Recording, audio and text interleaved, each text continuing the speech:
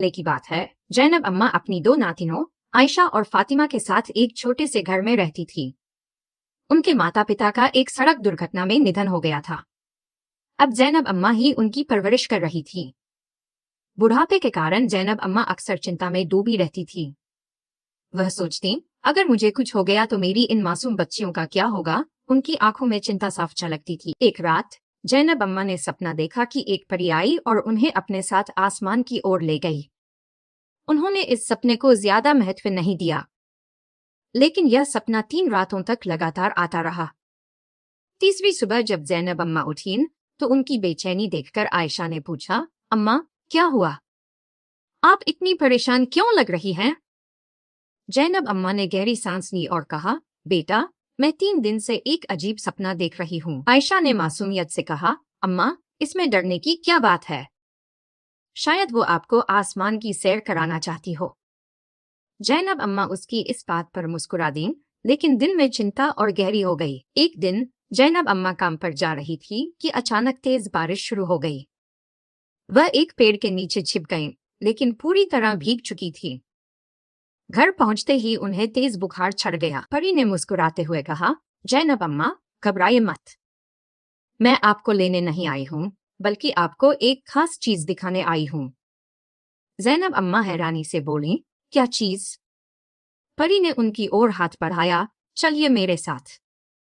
परी जैनब अम्मा को आसमान की ओर ले गई। वहां पहुंचकर जैनब अम्मा ने देखा कि हर तरफ रंग बिरंगे फूल खिले हुए हैं। ये नजारा इतना खूबसूरत था कि उनकी आंखों में चमक आ। जैनब अम्मा ने खुशी खुशी 3 अलग अलग रंगों के फूल चुने और परी का शुक्रिया अदा किया। घर लौटकर जैनब अम्मा ने आयशा और फातिमा को वह फूल दिए और उन्हें इसकी खासियत बताई। बच्चियों ने सबसे पहले एक खूबसूरत घर की इच्छा की। देखते ही देखते उनकी यह ख्वाहिश पूरी हो गई। जैनब अम्मा ने दिल से अल्लाह का शुक्र अदा किया।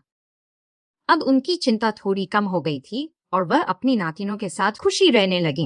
कहानी में कुछ समय बाद 2 और पात्र आए, हना और राबिया। ये दोनों सहेलियां थीं, लेकिन उनकी आदतें बिल्कुल अलग थीं। हना बहुत ही दयालु और सरल स्वभाव की थी, जबकि राबिया का मिजाज थोड़ा कठोर और स्वार्थी था। मुकाबला और साजिश। एक दिन स्कूल में एक प्रतियोगिता का ऐलान हुआ। सबसे खूबसूरत कपड़ा सिलने वाले को इनाम दिया जाना था। हना कपड़े सिलाई में माहिर थी, इसलिए वह बेहतरीन ड्रेस बना रही थी। राबिया को पता था कि हना जीत जाएगी, इसलिए उसने बदला लेने के लिए योजना बनाई। रात के अंधेरे में राबिया ने हना के घर में चुपके से घुसकर उसका ड्रेस चुरा लिया और उसे जला दिया। अगले दिन जब हना ने देखा कि उसका ड्रेस परी की मदद। हना उदास मन से स्कूल जा रही थी कि रास्ते में एक नन्ही परी प्रकट हुई। परी ने उसकी उदासी का कारण पूछा। हना ने उसे सब कुछ बता दिया। परी ने एक खूबसूरत ड्रेस बनाया और उसे हना को दिया। लेकिन हना ने कहा, यह ड्रेस मैंने नहीं बनाया। इसे पहनना गलत होगा। परी ने उसकी ईमानदारी की तारीफ की और राबिया की साजिश के बारे में बताया। सच की जीत। हना ने ड्रेस पहनकर प्रतियोगिता में भाग लिया और पहला इनाम जीत लिया। राबिया ने अपनी गलती मानी और हना से माफी मांगी। राबिया ने कहा, आज मैंने समझ लिया कि सच और मेहनत की हमेशा जीत होती है।